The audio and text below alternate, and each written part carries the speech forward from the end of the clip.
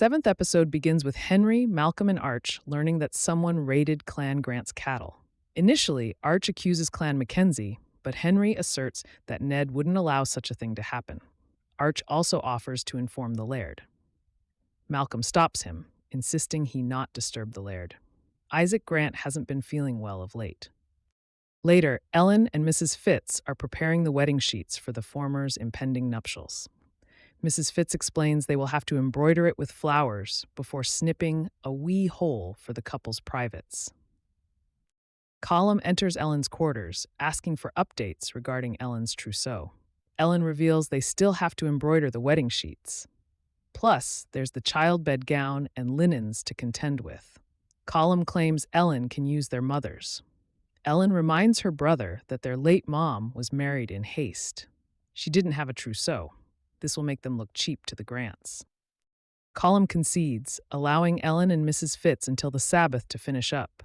He plans to write to the Grants to solidify the wedding date. At the same time, Brian offers to christen Julia's son the traditional Highland way. We see they're outside the kirk, where Lovat plans to have the Protestant minister christen the child. Davina heads outside to fetch Julia and Brian. Julia tries to feed William, but he won't latch. Davina reassures Julia that William won't starve. Julia fears that Lovat will ambush her with a wedding since they're at the kirk. While they talk, William finally latches. Then, the minister conducts the christening. It's a small crowd in attendance, much to Lovat's ire. Don't they know they're in the presence of a future king of Scotland? Brian notices Murtagh slip in during the proceedings. Next, Ned informs Colum and Ellen that the Grants suspect that Dougal stole their cattle. Ned shares that Dougal was driving their keen to market at Crieff. However, he traveled onward to a cattle auction at the House of Nin. Ellen interjects, revealing that the House of Nin doesn't have cows. Lord and Lady Nin are Jacobites. Ellen knows this because she keeps correspondence with Lady Nin, Margaret. Ellen offers to fetch Dougal under the guise of inviting the Nairns to her wedding. She will dissuade him from attending future Jacobite meetings. Ned declares he will meet with the Grants' bladier to reassure them that the MacKenzies didn't steal their keen. During the christening, Lovat announces that his child is his namesake. After the christening, Brian notices Murtagh filing out with the other attendees. He tells his father that he must speak with Murtagh. Outside, Brian approaches Murtagh, who punches him. He claims it's because of Ellen. Brian apologizes profusely, insisting he didn't know who she was until it was too late. Murtagh reveals it hurts more that Brian withheld this information from him, not that Brian and Ellen fell in love. Balak observes this confrontation from the kirk entrance. Next, the minister begins to fill out the birth and marriage register. Lovat stops him, insisting they can do this at Castle Leathers when they're better prepared. Lovat orders Davina to plan for the minister's visit the following day for luncheon. Brian and Murtagh chat with Lovat. Lovat asks Murtagh for an update regarding the Jacobites. Murtagh plans to attend the meeting at the House of Nin with an open mind. He can assess where Clan Fraser's loyalties should lie regarding the Jacobites. Lovat orders Murtagh to take Brian with him. He tells Brian and Murtagh that they must know for what and for whom they're fighting, should the day come. Lovat tells Balak that the boys will settle their dispute on the road. At least Brian won't be there for the wedding the following day. Lovat plans to pay the minister in enough coin so he will do whatever the laird wants. He asks Balak to ensure the minister brings the register to Castle Leathers. Meanwhile, Henry and Ned meet in the pub for a chat. Ned reassures Henry that the MacKenzies aren't behind the reiving. Henry states that within minutes of being here, he learned of the real perpetrator, Rob Roy McGregor, a known Jacobite. Ned reveals that the MacKenzies are loyal to the crown. Henry persuaded Isaac to remain a loyalist because it's the sensible thing to do.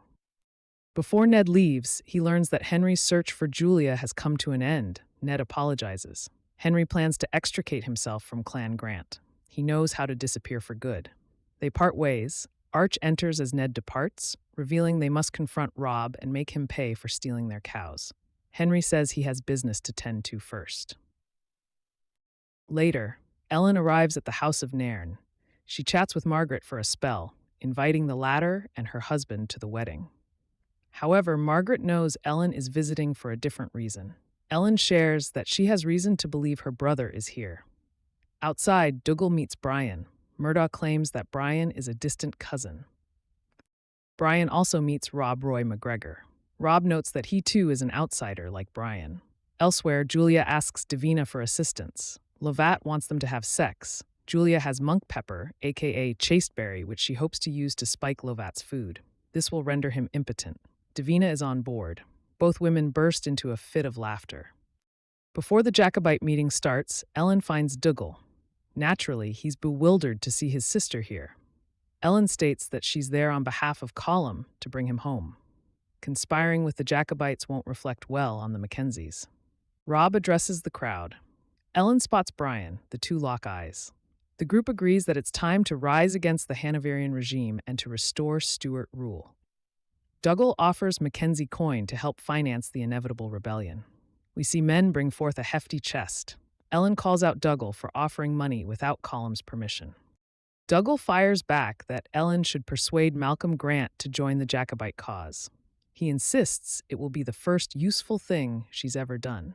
Elsewhere, Henry reunites with Seema. Seema pretends they're a couple. Henry breaks things off gently with her, apologizing for his behavior the last time they met. He's been mired in grief. Henry asks if he left his necklace from Julia in Seema's quarters. Seema returns it to him. She begs Henry to take her with him. He gives her a bag of coins, hoping this will alleviate things. He leaves. Seema is in tears. Next, Dougal becomes distracted by a bonny lass at the meeting. He orders Murtagh to stay with Ellen while he follows said lass into another room. Ellen asks Murtagh if he's a Jacobite. Murtagh insists he vowed to reserve his judgment until attending this meeting. Malcolm and Arch arrive. Naturally, Malcolm's shocked to see Ellen there. Ellen explains that she's only there to retrieve Dougal and to dissuade him from falling headfirst into the Jacobite cause. Malcolm believes her. He insists that his father doesn't need to know. However, he did bring some friends. The energy in the room changes swiftly as a bevy of redcoats arrive, courtesy of Malcolm. They arrest Rob. Rob jokes about stealing the Grant's cattle. Malcolm thanks the redcoats for capturing Rob, but wants to handle this internally from here on out. Then, the redcoats decide to arrest all the Jacobites present.